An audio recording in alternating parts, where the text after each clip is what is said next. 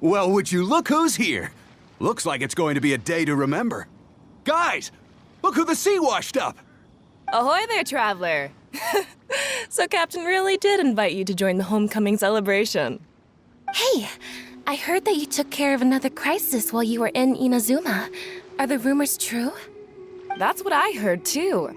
Thanks to you, Inazuma's Vision Hunt decree was finally put to an end. Well done, traveler. Captain's got quite the eye for people. She said she was sure that your trip to Inazuma would stir up some waves. And sure enough... Look at you, being so modest. We all know what you did to protect Liyue Harbor. I've heard that they tell stories about you in Mondstadt, too. The honorary knight. Pretty impressive. I'd say someone of your caliber would be right at home in the cracks. Right, sailors? That's right. Wow, I'm getting excited just thinking of being the traveler's crewmate. Hey, what do you say we arm wrestle? I was worried you'd be too busy to show up. Oh, Captain on deck! Captain, we were just trying to talk the traveler into joining the crew. Yeah, come on, Captain Bэй Dou. Surely you've got a way to get the traveler on board. Well, she's on board right now for the celebration, isn't she? Yeah, but just one celebration together is not enough. You know what we mean, Captain. All right, I get it now. There is something special about you, traveler. You earned everyone's respect, myself included.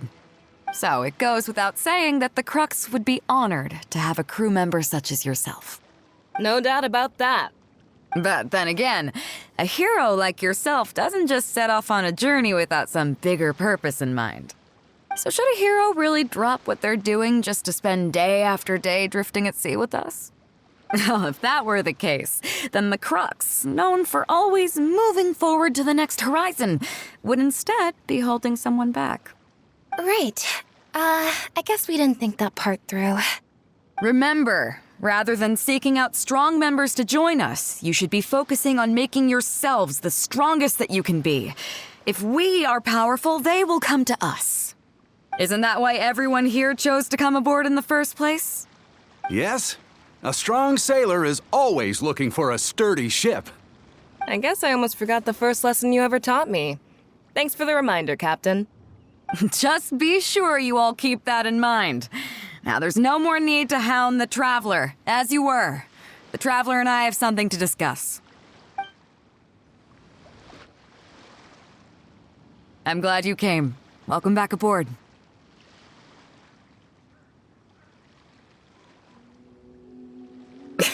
Thanks. I'll take that. Some rumors have it that the leader of the Crux is so powerful that she could slay the mighty Leviathan Haishan without breaking a sweat. I can't go getting too caught up in my own reputation, though. That's certainly not how the Crux made it to where we are today. As the head of the fleet, my task is to keep us on the right course, no matter how turbulent the seas may become. But then again, the crew isn't usually this riled up. It's not that they're arrogant, they're just bubbling with ambition, that's all. Their excitement today comes from their great respect for you, both your strength and your character. So please, don't take it the wrong way.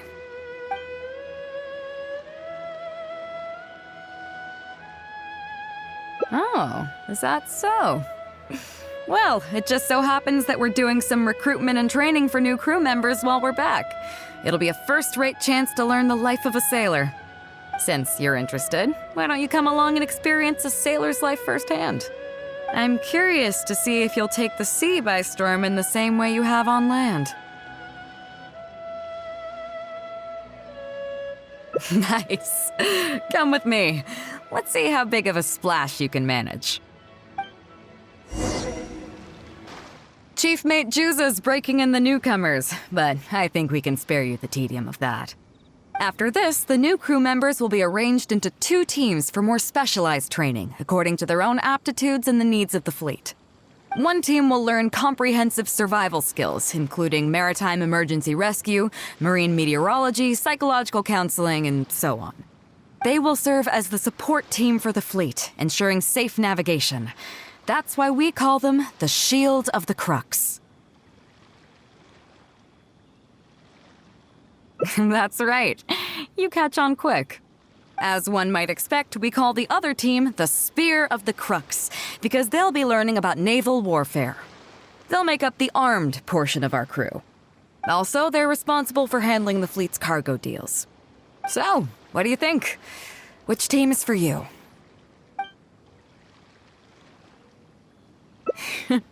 As I expected, you have a will to protect others.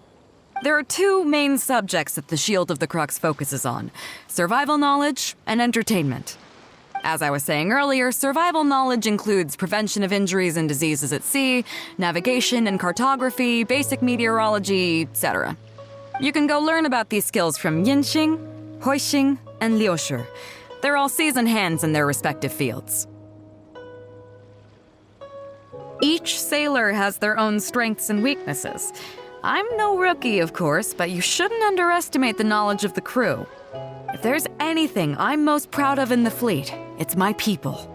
Go and get to work. I'll have some questions to test you later. I look forward to seeing how you do.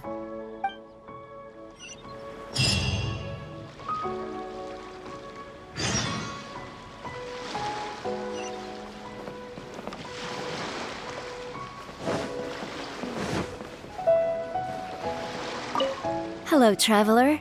I'm Yinxing, the Crux's surgeon at sea. Whenever a sailor has a health problem, they come to me. I deal with it all, from seasickness and common colds to amputations and everything in between. Oh, I presume the captain arranged this, correct? All right then, let's begin. First of all, let me ask you this.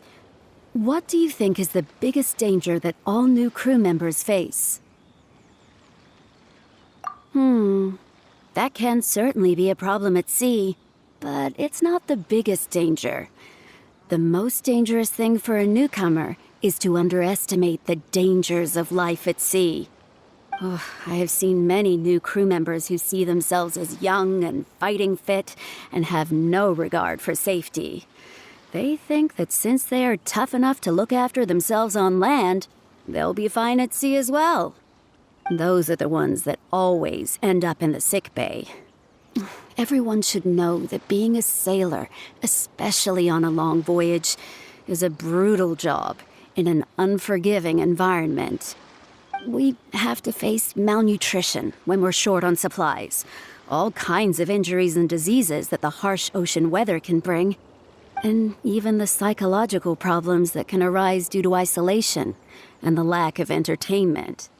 To make things worse, the lack of medication and treatment options at sea can result in even minor health problems becoming serious, or even fatal.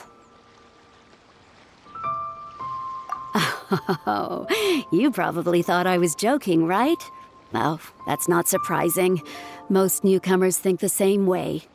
But hopefully you now realize that with a little extra precaution, a lot of these things can be avoided.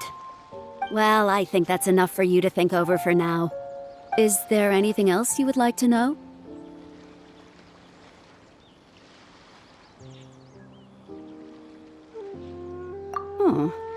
Are you concerned about them? No wonder Captain Bэй Dou thinks you're different. There must be more to you than just your strength. If you can convince Mora Grubber to show you the books, you'll see there is a regular fixed cost titled Convalescence Payments and Incapacity Support for Injured Crew Members. Regardless of the fleet's income, those who have fought alongside us will certainly receive their compensation every year. Some of those that have returned to land have started small businesses, while others have chosen to go out traveling the world. The money is intended to allow them to live their lives as freely as possible. I'm sure being based on land helps a lot with that too. Still, we can't pretend like it solves everything. They call them life-changing injuries for a reason, you know. But if nothing else, it's good to know that while Captain Bэй Dou is in charge of the Crux, no one will get forgotten. Is there anything else you would like to know? Captain Bэй Dou? Well, out of everyone I've met, she probably values people's lives and safety the most. Although I'm just a doctor, Bэй Dou has given me the full authority to send any newcomers who I don't see as fit for service off the ship until they are ready to come back with the right attitude. Every time we're stocking up before a voyage, medicine takes top priority. I'm even allowed to choose the suppliers, regardless of the price. We have adequate budget for medical expenses. Do you know what Morgrubber, our bookkeeper, calls this? A significant financial risk. But Bэй Dou knows the importance of having a healthy crew. That's why she has authorized me regardless. She places her full trust in me and believes that I can solve these problems. Of course, I have proven her right. So, to answer your question, that's how she thinks. Is there anything else you would like to know? Wow, my pleasure. Okay, let's leave it there then. Be sure to take good care of your health.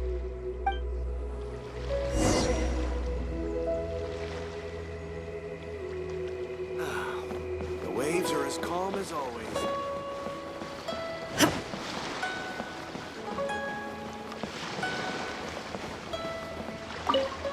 Sorry about earlier, Traveler.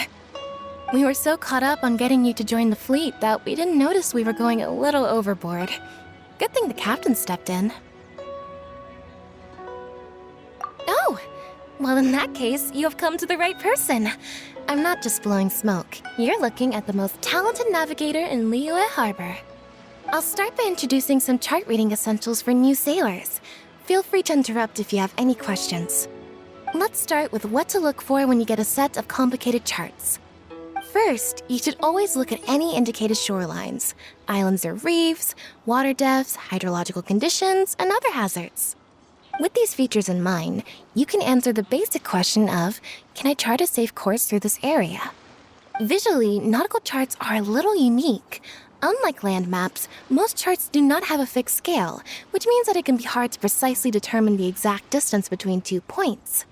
The most advanced nautical charts come with a supplementary chart, which has different colored lines marked on it to indicate distances. It's worth mentioning that under my direction, the crux is using these advanced kinds of charts. Some cartographers mark out other points of interest on their charts, usually with their own special symbols. If they don't leave any accompanying notes, they can be very difficult to interpret. Not only those, we have tattered and torn charts that we've picked up from all over the place. To be honest, it can be quite a challenge, even for me. Some of these charts are really old and have symbols that I've never seen before. But if we don't decipher them, we will certainly miss many secrets of the sea. Fortunately, we have the captain with us. She managed to find some ancient books on semiotics that I can use to study the charts further. I don't think anyone other than our captain could manage to get these kinds of resources. Old charts and ancient books on semiotics are not the kinds of things that are sold in your average marketplace. Oops, I've gotten off topic.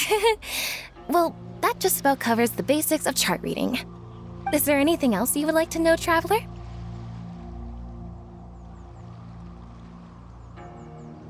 Drafting charts? That's certainly a more advanced topic. To be honest, I've only attained a smattering of knowledge in that area. The charts we are using now are just revised versions of the ones left by the previous navigator. So my mapping experiences have been primarily limited to updating our charts to reflect changes in the sea. I think you can ask Captain Bэй Dou more about cartography. One time, the fleet sailed into an uncharted area by mistake. It wasn't long before we turned the fleet around and returned the way we came out for fear of potential hazards. But Captain Bэй Dou still managed to draft a simple chart of the area we sailed through for if and when we explore the area again. Incredible, isn't it? I was amazed to see that the captain could even do cartography. Because I have the talent, and she doesn't want to let it go to waste. She treats the whole crew that way. I initially had the same question myself.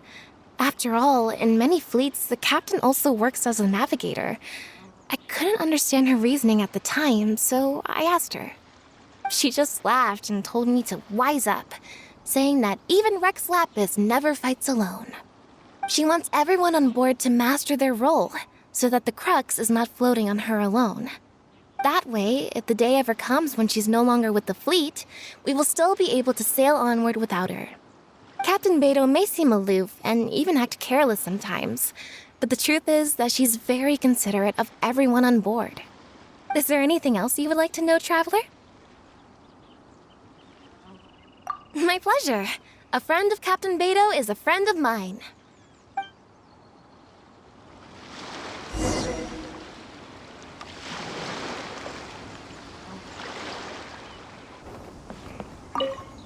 Hello, Traveler. Are you here to learn about marine meteorology? In my line of work, I've got to have a pair of sharp eyes. I saw the captain showing you around the training grounds, and then you went to see Yingxing and Huixing. So I figured that she probably wants you to get to know the life of a crew member. Okay, let's get started. First, I'll introduce you to the basics of meteorology. Marine meteorology basically means keeping tabs on the weather as well as other ocean phenomena, so things like sea fog, storm surges, waterspouts, and so on. These are all potential threats to safe navigation. Luckily, whatever weather might be coming up, there's always some kind of sign that gives it away in advance. Take waterspouts, for example. They're caused by high-speed rotating winds on the surface of the ocean. They can engulf large ships and do immense damage. But if you know that waterspouts can only form in an environment with high temperature, high humidity, and large clouds, then you can be well prepared. You will be even more alert if you also know that the presence of winds blowing in opposite directions with a significant difference in speed is a direct precursor to the formation of waterspouts. And most importantly, if you spot a small white vortex emerging from the clouds, you should immediately notify the crew to steer clear of what's ahead. So there you go. Those are the warning signs of waterspouts. I am proud to say that over the years, I haven't let a single one sneak up on my watch. Well, I'm good at reading the sea, but I'm not as good as the captain when it comes to reading people. Do you know the small fishing village next to Wangshuin? I heard that when Captain was a kid, she worked there fishing with the adults. Later, she made her way to the harbor where she struggled to make a living.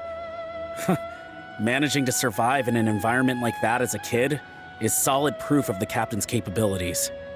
If it wasn't for her, I never would have dreamed of taking this job. She gave me confidence and told me I could do it. You may not have heard, but I'm best known outside the Crux fleet for a slightly infamous story involving me, third-round knockout, and a few too many. Who would ever have thought that the rookie sailor who fell drunk into the sea and became a laughingstock among their now former crewmates would then go on to become a lookout for the Crux? But it's the unbelievable truth.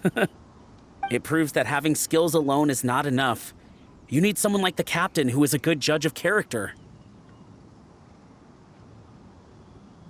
Find me anytime if you want to know more.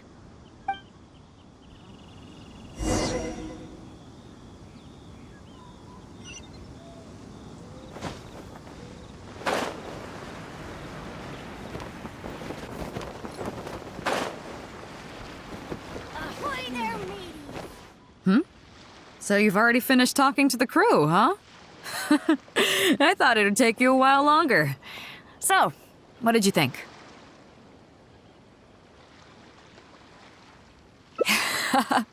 Now you know that the shield of the Crux is not such an easy job. Let's get started. First of all, life on the sea isn't always plain sailing. Injuries and illnesses happen all the time. But what is the single biggest danger facing crew members?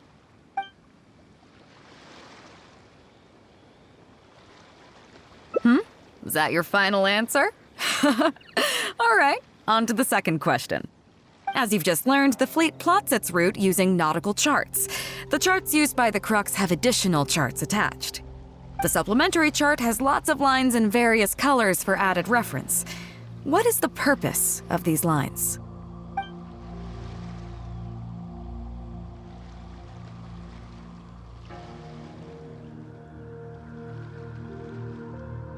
Okay, interesting.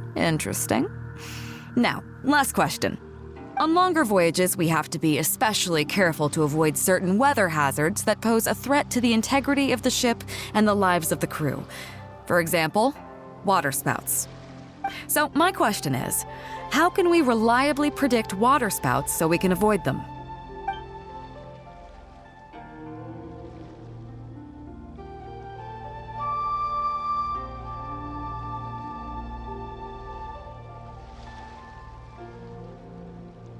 Okay, those are all my questions. Do you want to know how you did? Now then, let's see. Out of these 3 questions, you got a total of 2 correct answers. Huh, not bad. After all, you didn't have much time to prepare. Plenty of people get through their whole training and still don't do this well. It seems that your survival know-how is now up to the standard required of qualified crew members. Time to move on. Next up, we have some Shield of the Crux recreational programs for you.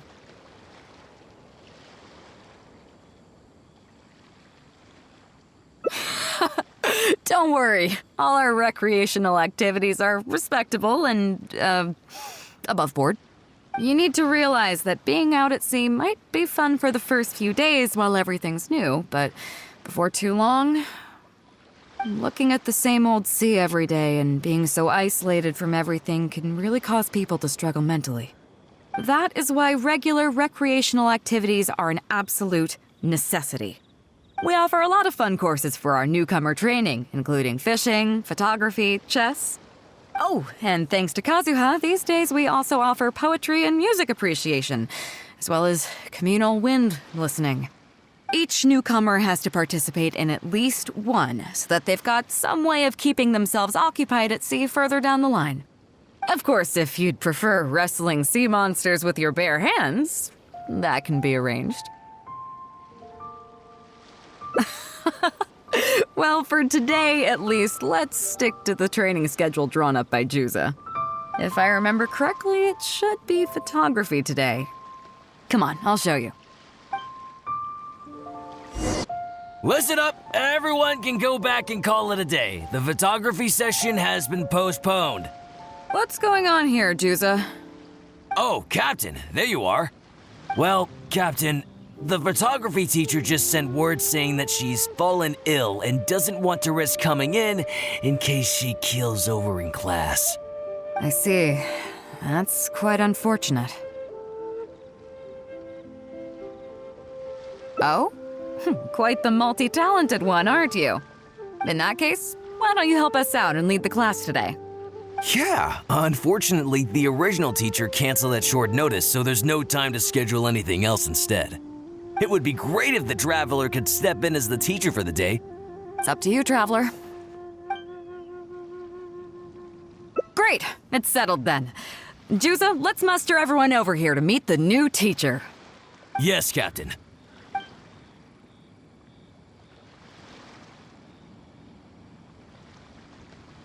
Okay, that's 1, 2, 3. Oh. That should be everyone. Take it away, Traveler. Oh yeah? What's that? Fair enough. It seems like you already have someone in mind. So, who will it be?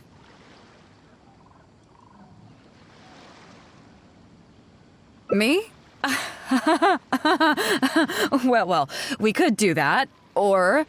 Guyunstone Forest looks extraordinary today. It'd be a pity to not capture the scenery for posterity. So how about we snap Guyunstone Forest for today's class? Then there'd be no need for a model. Come on, Captain. We talked about this. The photography class is supposed to be portrait photography. Have you forgotten? Scenery looks nice at first, but it gets boring after a while. I bet it'd keep the crew more entertained if we got them learning portrait photography so they could record moments in each other's daily lives. Those were your exact words, Captain. Were they now? Strange. I don't seem to remember anything about that. Well, then in that case, how about Huixing? I bet she's perfect for the camera. Or Fuzhong. Or Mora Grubber. Even little Yue. Seriously, Captain? Little Yue? You're just trying to wriggle your way out of this. This isn't like you. You are the captain, after all. Of all of us, you're the best suited to being a model. I agree. You were the one who invited the Traveler to be the teacher, so you should cooperate, Captain. Besides, Captain, you've never had your photo taken. It's high time you got one. You know, a heroic and striking kind of picture. We can even use it to promote the fleet during recruitment. Real funny, guys.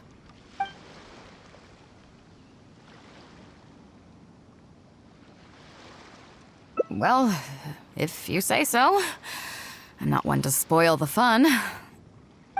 So, what do I do now, Traveler?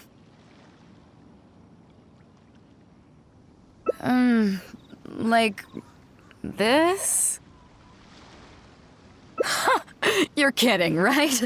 I've never had my photo taken before, but something this simple shouldn't be a challenge for me. It must be the lighting or something. You've got it wrong.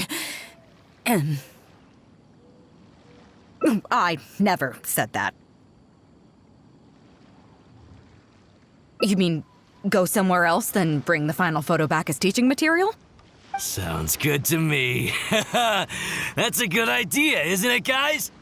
The lighting may still be a problem, but I'm open to persuasion. If you have a suitable place in mind, I can consider it. Just to be clear, I won't necessarily agree. It depends on the place you have in mind.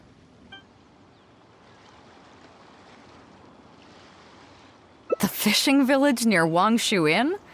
That place is deserted now, isn't it? How do you even know that place anyway? It's tiny. I don't think I've ever seen it on a single map.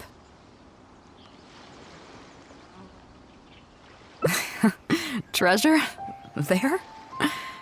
I guess I missed out on that one. It just so happens that that little village is where I grew up. Now that you've mentioned it, it's given me the urge to go back and take a look around. How about we take this opportunity to pay my old home a visit?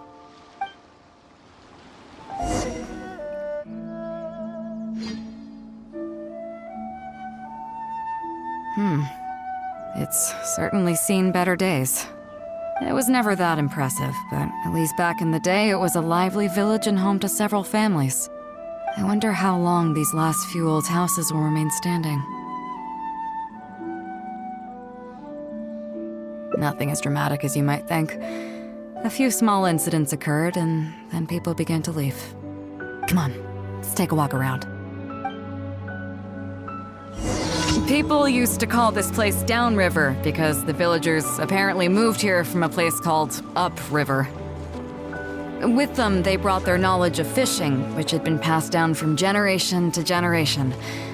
I learned a lot from them when I was here. Now Upriver is long gone, and Downriver is all but deserted. It won't be long before no one even remembers what these places are called. Tu Zhong. Zhong. I barely remember this name. You're right. I was only about 5 or 6 years old when I first arrived here. I was homeless and had to wander around the streets.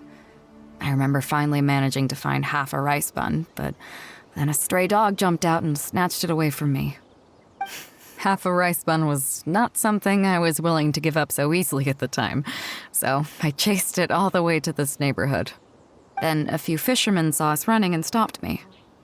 They were kind enough to give me some food. Seeing me stop, the dog also stopped running. But straight away it keeled over and never got up again. Maybe it was too tired, or maybe it had starved to death. I went over and saw that the dog still had the half rice bun in its mouth. It didn't let go even at the very end. Poor thing.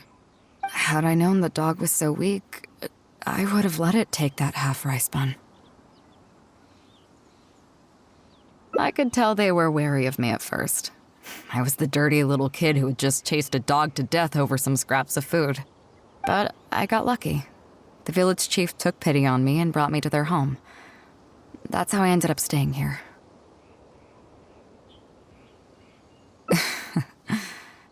Do you know what the name Bэй Dou means? Come on, I'll explain along the way. About a year or two after I arrived, the village chief fell ill during the winter and passed away. During that same period, the harvest was getting worse, and the fisherman's catch was getting smaller day by day. Without the village chief to handle the situation, people began blaming each other. There were even rumors that some families had been overfishing and leaving nothing for the rest of the village to catch. But in the end, they all turned on me, saying that they shouldn't have ever taken me in. They said I was bad luck. They pointed to how that dog died on the first day I arrived. Next thing you know, the village chief dies, and then all the fish die out. They said I was a living curse, and the downfall of the village was all my fault. I told them that I didn't understand. I'm not a curse, I'm just Bэй Dou. Then some of the villagers started shouting, and drove me out of the village. They shouted, "Nando controls life. Bэй Dou controls death. Bэй Dou controls death." Before then, all I knew about my name was that it had something to do with the stars. It wasn't until then that I realized that Bэй Dou was a constellation. And the Alcor, one of its stars, was an omen of death. Here we are. This is the old house of the village chief. I bet he never expected that the little girl he took in would grow up to be seen as a curse that brought about the village's total destruction. What do you mean?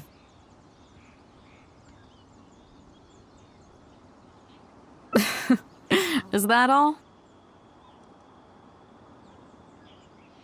And let me guess, you got to Inazuma and the Electro Archon's Gnosis was taken as well? Well, you seem to wreak havoc on a grander scale than I ever could. Oh, I get it. You're trying to convince me that I'm not cursed. I appreciate it, and I'll take it. Let's not forget that the people whose names stick around are the ones who emerge from the stormy seas unscathed, and the ones who get swept away in the wind are the fledgling birds who couldn't hack it. I, for one, have never encountered a storm I couldn't weather. But your journey's far from over, isn't it? Just remember, there's no telling what else you might encounter in this vast world. So if you ever find some idiot trying to brand you as a scapegoat just because you're the one who lived to tell the tale, tell them Captain Bэй Dou demands to have the honor along with you. Remember, you'll always have the captain of the Crux to back you up wherever you go.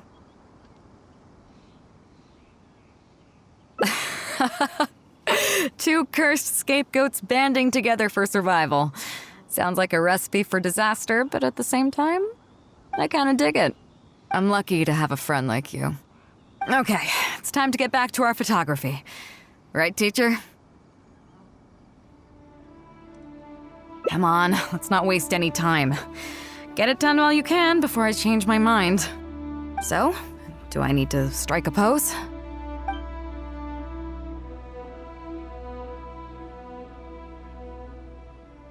All right. How about this?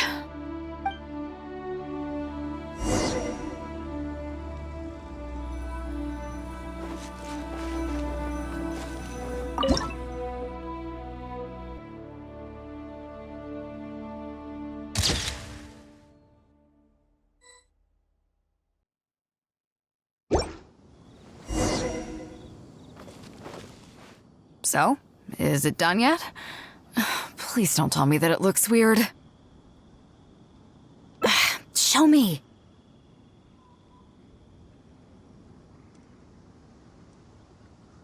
Yeah, sure, whatever. Now give it here.